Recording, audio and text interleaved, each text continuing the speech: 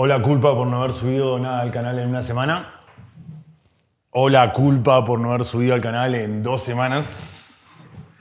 O la culpa por no haber subido nada al canal en 3 semanas. Hola, ¿cómo están? Bienvenidos al canal. Hoy voy a hablar de...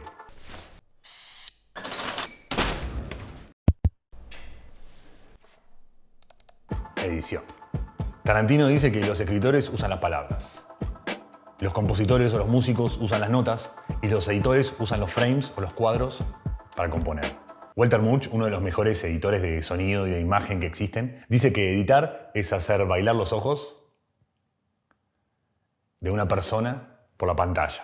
Y no solo hacer bailar los ojos, sino también el cerebro. Y mostrarte un pensamiento sobre algo determinado y tardar el tiempo justo y necesario en entregártelo. Para decirlo de la manera más fácil, la edición es una de las máquinas más grandes y masivas de manipulación que existe hoy en día. Es decir, cortar de manera arbitraria imágenes, ponerle sonido y darle un significado nuevo que antes no tenía, con la intención de generar un sentimiento o de cambiar una forma de pensar, eso es manipular. El poder de la edición es enorme.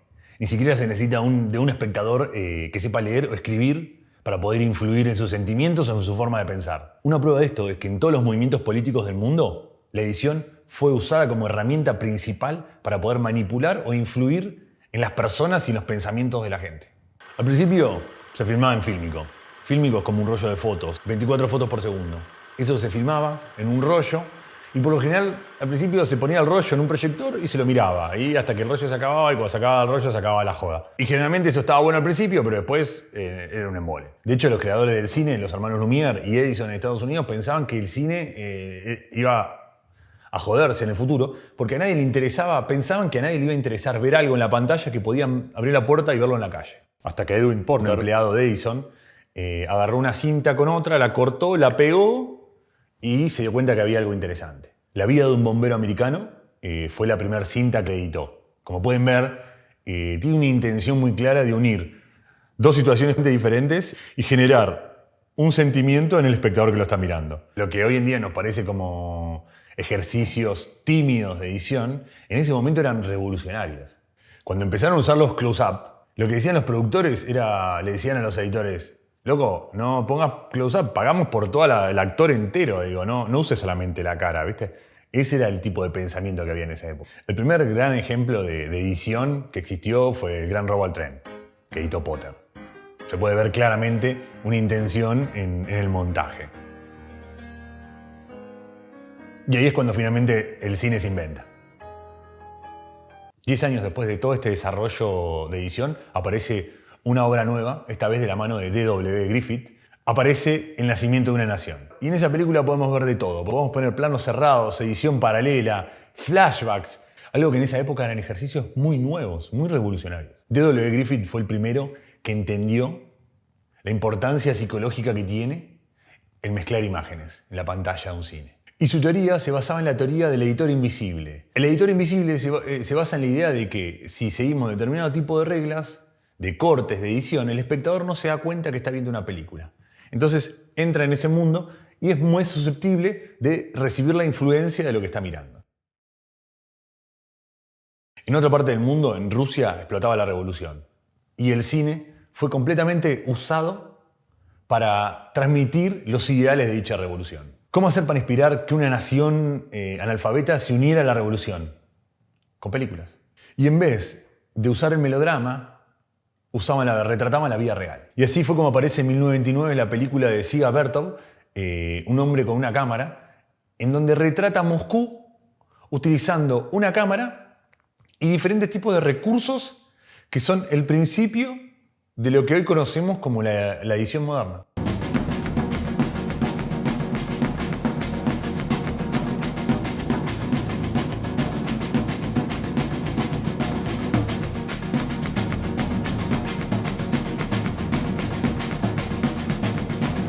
Algo muy importante destacar es que Dziga Vertov editó su película con su esposa, con Elizaveta Svilova, y fue igual de importante que él en dicha edición. En esa época la edición lo realizaban las mujeres. La mayoría de las editoras eran mujeres por ser una actividad manual que necesitaba ser prolijo y estaba relacionado con esto, ¿no? Con el cortar, con el pegar. Kuleshov era un experto en teoría que se puso a jugar y a experimentar y a poder ponerle nombre a las cosas que se hacían con edición en esa época. El gran nombre que supo atribuirse él, que en realidad era un ejercicio de muchos editores, se llama el efecto Kuleshov.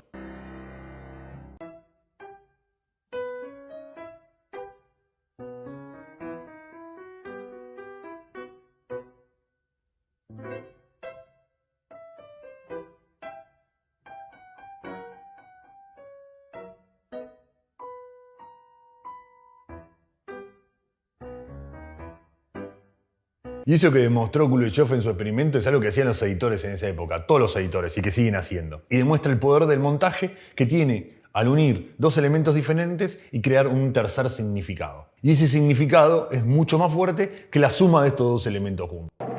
Let me show what he sees. Let's assume he saw a woman holding a baby in her arms. Now we cut back to his reaction to what he sees. And he smiles. Now what is he as a character? He's a kindly man. He's sympathetic. Now we'll put in a piece of film of a girl in a bikini. He looks, girl in a bikini, he smiles. What is he now? The dirty old man. He's no longer the benign gentleman who loves babies. Un contemporáneo de Kuleshov en esa época era Eisenstein. Eisenstein utilizó toda la teoría de edición de Kuleshov y la aplicó a la ideología marxista. Eisenstein proponía que la fuerza de la edición no estaba en unir dos tomas, sino en lograr que dos imágenes choquen, que en el choque de esas dos imágenes es donde se construye el significado. Mientras el norteamericano D.W. Griffith proponía al editor como un ser invisible que tenía que ocultar sus cortes, Eisenstein proponía todo lo contrario, proponía mostrarlos, proponía exaltar los cortes y la edición. Quería que la gente supiese que estaba viendo una película y no que estaba viendo la realidad. Lo más irónico de todo esto es que el cine norteamericano después, la industria norteamericana, tomó todas las ideas que había creado la corriente de cine rusa para promover la revolución y la utilizó para promover su industria del cine. Sobre todo porque se dieron cuenta que además de influir en los sentimientos, podían influir en los pensamientos. En la Segunda Guerra Mundial, el gobierno de Estados Unidos usó todo lo que había aprendido Hollywood en las películas para entretenimiento, lo usó para conmover a la audiencia sobre la guerra. Working to win for the ways of freedom. Freedom to think, to speak, to rise, live and plan with one's fellow man. America's vast resources are harnessed to the job of being the world arsenal for this and other democracies. Y obvio no lo usaban los aliados nada más, sino también los alemanes. El ejemplo más grotesco del cine propagandista de esa época es El triunfo de la voluntad, que fue hecha por los alemanes en la época de Hitler.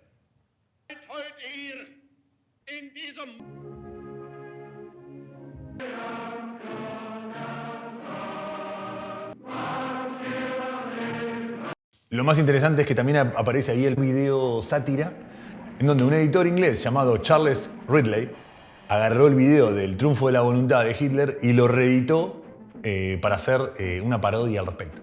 Fue así como el cine se perfiló como una industria y una herramienta de manipulación mundial.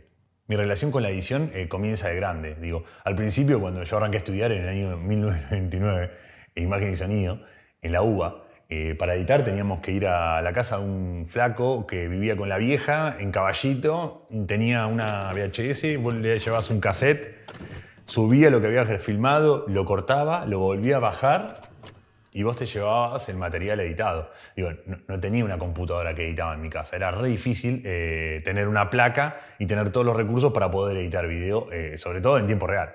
Después, cuando empecé a trabajar en publicidad, y en publicidad era lo más común era que se filmaba y se editaba en centros de postproducción. Entonces, vos reservabas una sala, ibas a un lugar, tenía una computadora, tenía asientitos, lucecitas, y se sentaba el editor, editaba, después venía la agencia, lo miraba. Y eran como salas especiales, porque era filmado en Filmic, había que hacer el transfer, levantarlo, y de vuelta. Era costoso tener una máquina para poder editar en tu productora, en tu casa, en donde sea. Después aparecieron las Mac, QuickTime, y fue muchísimo más fácil editar. De hecho, yo empecé a editar con el Final Cut en una Mac. Y en el año 2006, cuando tenía solamente 26 añitos, armé un equipo de postproducción para editar y para hacer la postproducción de una película argentina que se llamó La Antena, de Esteban Sapir. Éramos un equipo de 10 personas que trabajaban en todo lo que era la postproducción de la película. Era una película en blanco y negro, pero que había sido filmada con green screen, y los personajes no hablaban, era una peli muda. Todo lo que hablaban aparecía a través de letras. Lo que significaba eso, que la película podía ser completamente cambiada y reeditada en montaje. Cuando vos estás editando una película, podés cambiar el guión, podés cambiar la forma, podés cambiar miles de cosas. Y sobre todo si tenés una película que está filmada con fondo verde. O sea, las combinaciones son infinitas, pero también así los peligros son infinitos. Digo, para que tengan una idea, esta película, el primer corte duró 5 horas. Un personaje que era importante en un corte desapareció en otro. Diálogos que estaban en uno aparecían cambiados en otro. Digo, porque al tener tanta libertad, te termina complicando la llegada. Básicamente ahí aprendí que una película se puede reescribir completamente a través de la edición. En poco tiempo, cuando empecé mi estudio de animación, me di cuenta de lo importante que era el 3D en el mundo de la edición, porque yo podía solamente mover la cámara y poder probar diferentes recursos de edición de manera muy simple, sentado enfrente a mi computadora. Y la edición, casi sin quererlo, se volvió súper importante en mi vida. Y nunca paré de usarla. La uso cuando me voy de vacaciones, la uso para pensar, la uso para trabajar, para hacer videos de YouTube y que si a la persona le gusta le pongan like o se suscriban. La edición, sin ninguna duda, forma parte de mi vida cotidiana. Y es claramente, creo yo, una herramienta que si la sabes usar te pone el lado de generador de contenido y si no sabes usar te pone el lado de consumidor de contenido. Y también creo que es la herramienta máxima para conectar con tu público y también para manipularlo. ¿Perrito?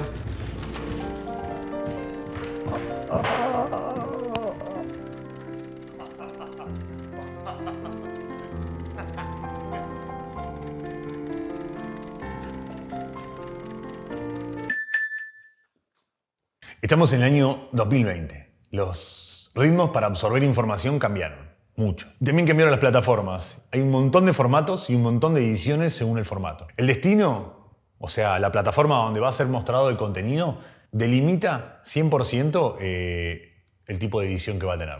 ¿Para qué plataforma? ¿En dónde va a ser mostrado? Esa tiene que ser la primera pregunta antes de empezar cualquier proyecto audiovisual. ¿Dónde va a ser mostrado? Por ejemplo, TikTok. TikTok es, para el que no lo conoce, es una aplicación, un template de muchas ediciones lista para ser llenadas.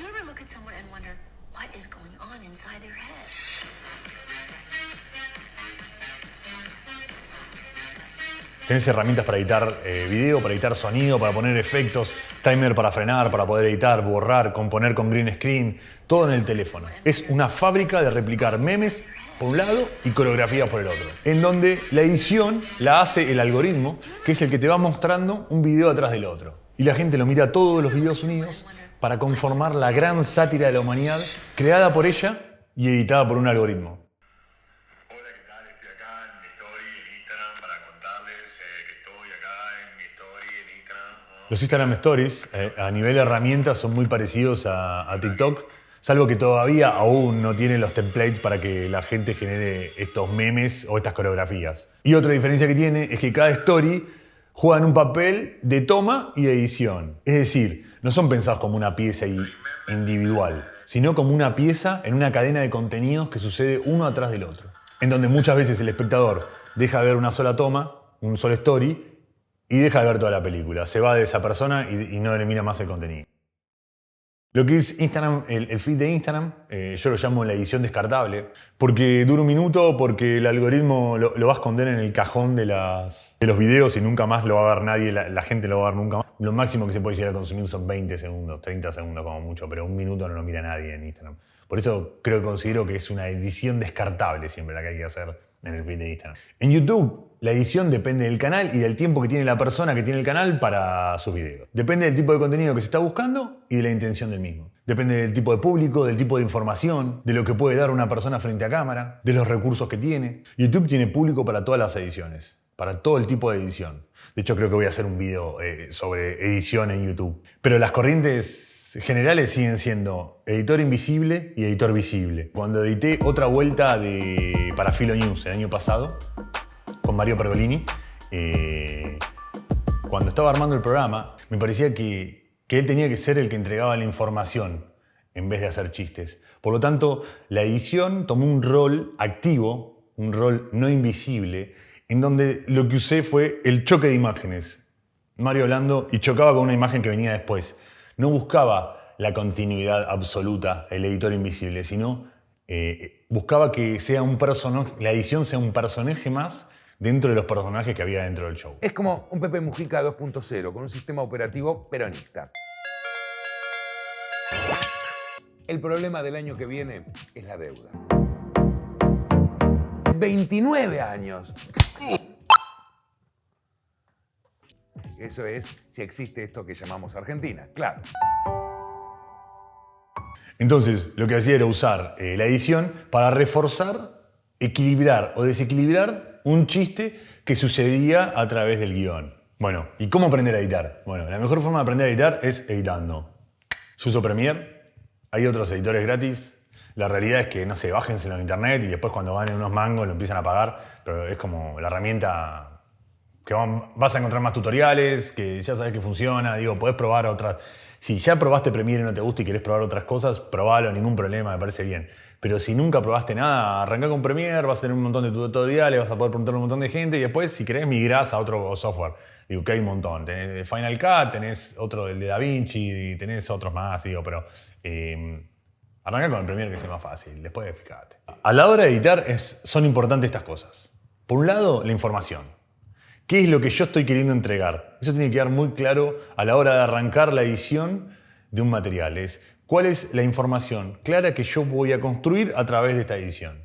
Esto nos va a servir para poder armar estructuras dentro de la edición y para tener un objetivo claro de salida. La empatía. La empatía por el público es muy grande. El editor es el defensor del público. Todo el tiempo tiene que existir esta pregunta. Por cada corte tiene que existir esta pregunta. ¿Es interesante lo que estoy mostrando para el público que se lo quiero mostrar? ¿Por qué es interesante? Esa es la pregunta que tiene que repetirse cada vez que elegimos hacer un corte. El timing. Lo que es el timing en la edición es importantísimo. Es lo que te define una buena o una mala edición. La realidad es que para aprender timing, la única forma es hacerlo, es practicarlo. Es agarrar algo que te gustó el timing, llevarlo a Premiere, cortarlo y fijarte, visualizar los planitos, ver cuánto duró cada uno, ver la curva, ver si se repite, si hay un patrón.